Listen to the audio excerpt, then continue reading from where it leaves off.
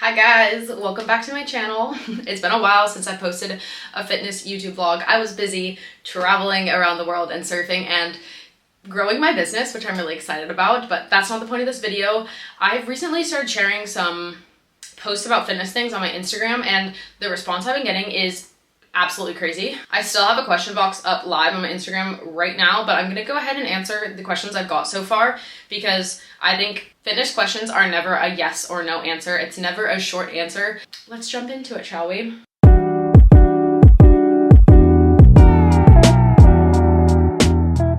First, I should start off by saying this was the story that I posted that got so many responses and what prompted me to post a question box to begin with. So this story said basically a brief description of what I'm doing now with my fitness, which is eating in a surplus, 11K steps a day, 4 lifts a week, taking creatine from EHP, taking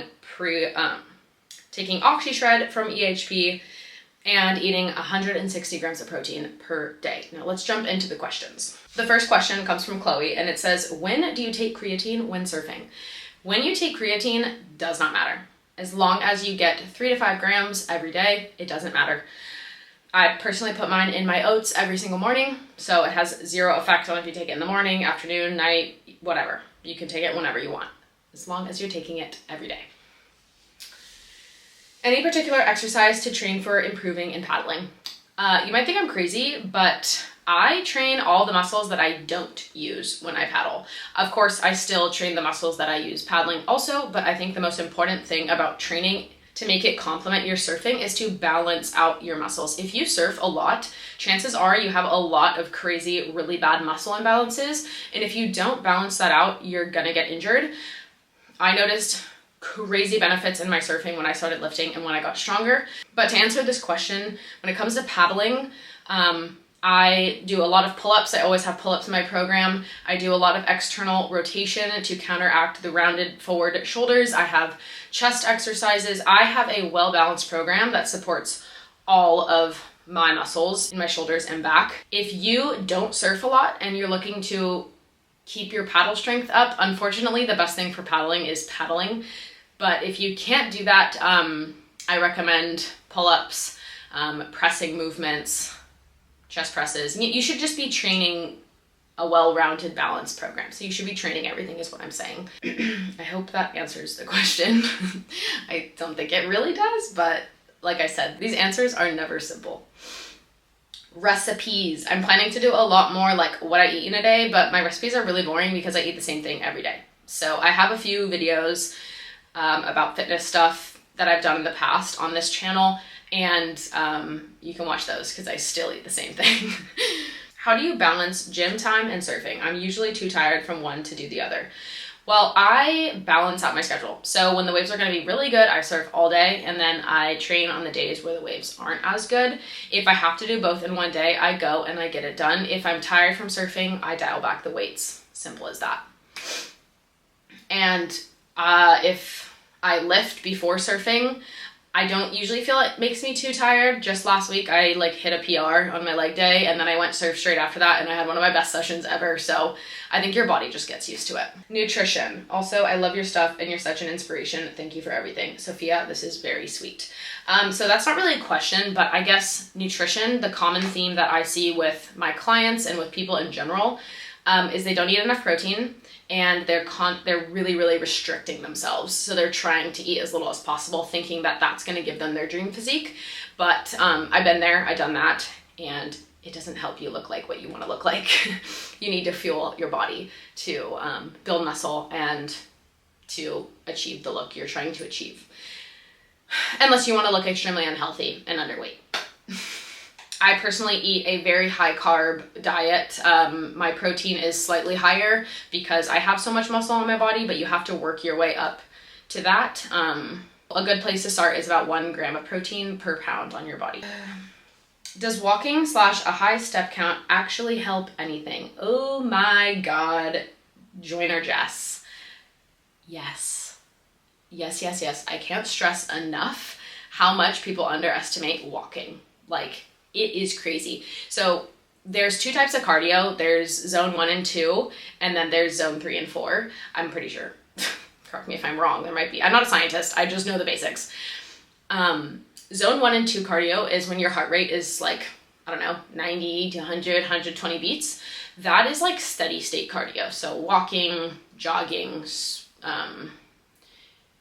low intensity stuff. And then you have your zone 3, zone 4, which is super high intensity, whether it's a HIIT workout, boxing, like something where your heart rate is really high. Those 2 exercises burn different types of things for energy. Zone 1 and 2, like walking, burns fat that is on your body. Whereas these high intensity exercises and these really demanding exercises need a energy source that is quicker and easier. So they go for the carbs you've just eaten or the carbs you had last night. You might often hear people say like carbo loading. Your muscles hold glycogen and use that for energy. So that's the source of energy that your body will use when you're in that zone. And when you're just walking, cruising, like that's the best zone of cardio to burn fat. So I notice a huge difference in my results, in my leanness, in like my visible abs when I am consistently hitting my step goal. I recently bought a walking pad. I will link it down below, and it changed my life. Like it helps me hit my step goal so much easier, especially here in Portugal when the winter storms can be like, it can be just be disgusting outside. And that's so hard to like get out and go for walks. And even when it's beautiful, like sometimes I find that if I just walk on the treadmill, I can sit on TikTok, I can watch Netflix, I can work, like I can edit videos. That was a huge game changer for me. And people don't realize how sedentary they are. Like if you have a sedentary job where you sit on your computer all day, oh my God, you will benefit so much if you just set a simple step goal, like 7 to 10K steps. Start there and work your way up. The more you're moving throughout every day, the more body fat you will lose, assuming you're not eating too many calories. How did you get started / find your workout routine? So I have a personal coach. So he writes me workout programs every 6 to 8 weeks, and that changes every 6 to 8 weeks depending on my goals and what's working for me, what's not working for me, etc. So I think hiring a personal coach is the best thing you can do. I do coach clients. I don't market it very often because I'm a very busy girl, but I do have a couple clients that are, they've been with me for a while, and I think that can change your life if you're not in the position to financially commit to that. I just posted a workout guide on my website. I will link that below as well. I think it's $19.99, and it's not exactly built for like beginners, but you can still do these movements if you're a beginner. I just recommend you ask a personal trainer at your gym for help to make sure you're not going to hurt yourself or anything like that. I've been thinking about putting up a guide for beginners, but at the end of the day, you still need a professional correcting your form. So ask, always ask. Workout routine. I work out 4 days a week, 2 upper body, 2 lower body, and then I surf whenever the waves are good, and I hit 11K steps a day. How much do you eat through a day? So I'll tell you my macros. I'll tell you how much I eat. But this is going to be different for everybody. So if you copy what I eat, you will not look like what I eat. Just get that through your head before you hear this. So right now I am in a slight calorie surplus. I'm working on building muscle, but staying leaner, because I have done the whole bulks in the winter and I don't like getting fluffy when I have to shoot product constantly. I like to feel confident. I like to have visible abs. So I'm doing a leaner bulk this time around. I'm eating about 300 grams of carbs every day, about 160 to 170 grams of protein, and I think 60 grams of fat. And then on days when I'm hungrier, I will eat over that. I will eat extra carbs. I'm not too strict on that. And that is me kind of almost maintenance / slight surplus. Again, I've worked really hard to build a lot of muscle, so my metabolism is very high, so I can eat a lot every day and still stay lean. Workout sets you do to grow an ass. Coming from a girl whose ass used to look like this and now looks like this, I got you. So there's a lot of good workouts to grow your glutes. I would say my favorites are RDLs, Bulgarian split squats, and hip thrust. If you want a more like detailed in-depth leg day, I do have a video on this YouTube channel taking you through a leg day with me. List of your workouts you do in a week. So I kind of mentioned that, 2 upper body, 2 lower body, and I keep on the same program for 6 to 8 weeks. The program that I have right now, I feel like I've been doing for like 3 months. Like I just kept on improving, so my coach hasn't changed it yet. So that's the biggest thing, is I think people try something and they do it for 2 weeks and they're like, it's not working, I'm gonna change it up. And that is like the most detrimental thing you can do. You need to find a workout program that you can stick to. That's the way you will get results, is doing something consistently for a long time. Don't give up after 2 weeks. You will not see results in 2 weeks if you just keep giving up and trying something new every 2 weeks. Your meal preps, kind of mentioned that. I kind of eat the same thing every day. I'm a creature of habit. I know it hits my macros. I can eyeball my portions and know exactly how much I'm getting of everything. I'm not super strict on this. Like I just said, I was gone traveling for 7 months. I did not track, obviously, and I just kind of know about food now, which is why I think tracking can change your life. If that's triggering for you, then don't do it. But like, oh my God, it changed my life. How do you get all of your protein in? Lots of protein shakes or other sources? Why do people think the only source of protein is a protein shake? So one, I would agree though with the fact that I have a hard time hitting my protein if I don't have protein powder. However, protein powder only makes up my protein source for 1 meal.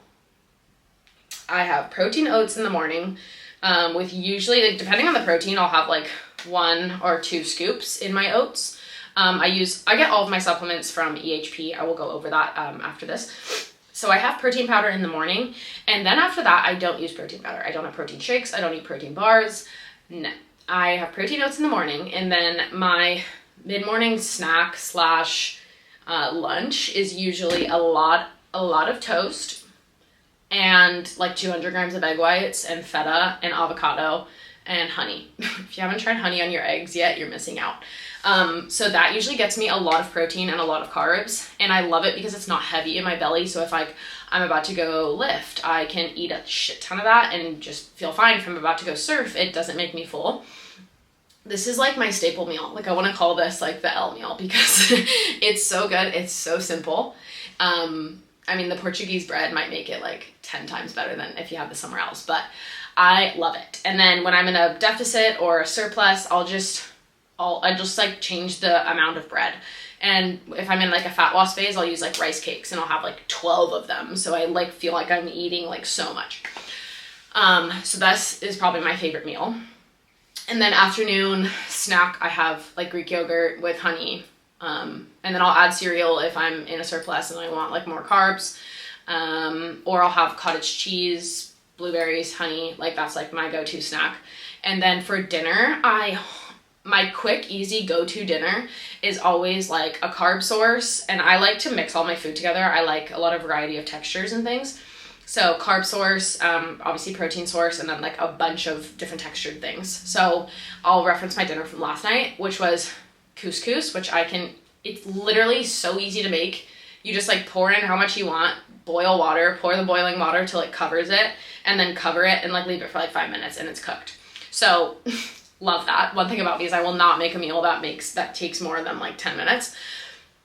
And I can eat a lot of couscous for not a lot of carbs. So last night I had like 100 grams of couscous. I put feta, I chopped celery, I put mint, and I put green apple, and usually I'll put like a mix of whatever veg I have. And then I use canned veg as well, like peas, corn, carrots. Peas have protein, super random, but they do. I'm sure you've heard of like pea protein. And then I'll add like turkey, like deli meat, or I'll cook, like last night I cooked chicken and I put the chicken on top. And I just like mix it all together. And then I always put like seeds and nuts. So it's like some fats, and then also avocado, salt, sometimes some honey on top. And I just mix it all together. Oh my God, it's so good. Like, it's so good. It's not the most aesthetically pleasing, but it's delicious. And then I've also been in like a cooking era, and I will often I've been like making hummus, making pesto. I've been making fish. Never thought in my life I would cook fish. but I've been cooking like salmon and whitefish for me and Tim, and it's so good. I found a really good recipe. It takes like 5 minutes to cook, and whitefish is like really good on the macros. But I'm predominantly a chicken girl. That's like my main source of protein. So yeah, sometimes that hits my protein goal, but if I haven't, I'll usually have like a protein pudding after dinner, which is kind of processed and probably not that great, but they're delicious and they do the job because I have a sweet tooth sometimes. And yeah, that's like a day on my plate that hits protein goals for me. And last thing I want to touch on is supplements, because I felt like a lot of the questions and DMs I was getting regarding this post were more on the side of creatine. And I've been taking creatine ever since I started my fitness journey, which was probably like 3 or 4 years ago. And I personally did not have any side effects starting. I did not retain extra water. I did not feel like I gained weight. However, at that time, I was like entering this huge weight gain phase because I was like 90 pounds. So I needed to gain weight. So I didn't really notice. I didn't have any bad side effects to creatine. I got a DM from a girl last night and she's like, I'm so scared to take it. Like, I'm afraid I'm going to retain water. And I'm like, okay, well, if you do, like I didn't, but if you do, it's going to pass. It's not like you're going to just like constantly be bloated for the rest of your life. Like, your body adjusts that amount of creatine in water in your muscles, and then eventually it goes away. Like, hello, do I look like I'm retaining water? I am kind of retaining water because I'm about to get my period, but anyways, so yeah. And then another thing, people like think creatine is like only for gym rats and stuff, like, or they think it's like a drug. Okay. Let me specify. Creatine, you already have creatine in your body. Like, every human being has creatine. However, having more of it in your body is better for your performance, your brain health, your cognitive like function. Like, creatine is the most studied supplement on the market in the fitness industry. And there's so many amazing things to be said about it. You can take it even if you don't go to the gym, you can benefit from it. So before you poo-poo creatine, I'm a huge supporter of it, and I highly recommend it. It also tremendously helps my recovery, and I couldn't recommend it enough. Also, the tub that I get from EHP lasts forever. Lasts so long. So long. So I recommend that. Other supplements I take, I'm the person that likes to drink something nice and fruity and sweet before I work out. I don't know if it's a placebo effect, but I love it. I love a pre-workout. I love something to get me going. Now, most people freak out about pre-workout because it gives them chicken skin. It gives them the little itchies. That's from beta-alanine. The pre-workout, the OxyShred that I take, does not have beta-alanine. You will not get chicken skin. All OxyShred does is heat up your body. It's technically like a fat burner, but it helps you sweat more. It helps warm up your joints. I freaking love this stuff. I get the greatest workout from it. Again, it doesn't give you chicken skin, and I just feel like it warms me up and it gets me ready. I walk into the gym every winter in sports bra and shorts, and I'm warmed up and I'm ready to go. I still warm up, but people look at me like, aren't you freezing? I'm like, no, like, I'm ready to go. So if you like to drink things before you work out, but you don't like pre-workout, I recommend trying OxyShred. You will sweat like crazy when you first start taking it, but eventually that completely goes away. I don't sweat a ton. I just came back from a workout, like literally an hour ago. I don't sweat a ton, but I just feel like it warms me up, and I feel like my heart rate comes up and I'm ready to go. So I highly recommend OxyShred, and the flavors from EHP are so good. And also, they're having a huge Black Friday sale right now. And if you use code L, you can get up to 70% off. So maybe even more than that. It's crazy. It's crazy how much they're discounting right now. So hurry. I'll link everything below. Lastly, I take protein powder, which I explained. And that's it. And then I drink caffeine. I drink coffee in the morning. Caffeine is one of the is another well-studied supplement in fitness that improves performance. Now, that is it. Listen, you do not have to take supplements. Supplements are to supplement what you're already having. So if you have a good, nutritious diet of whole foods, you don't need supplements. You don't need it. Can they help your training? Yes. You need them? No. You want to save money because you want to try them? Use my code. Okay, got it? I'm excited to bring you guys more fitness videos, and I'm really excited about all of this excitement on my Instagram around the fitness things because I could talk about this forever. So you can expect more on my Instagram. Comment down below what other videos you think would be fun. We do have a new editor for YouTube, so hopefully the YouTube content is going to be like crazy. That's it. Thank you so much for watching. Don't forget to like and subscribe. I have a really, really exciting couple months coming up. I need to do a life updates video. Let me know if you want that, because like when I hear people post like the thumbnail on their story and they're like, life update video, I'm like, who cares? But maybe you guys care. I'll see you soon.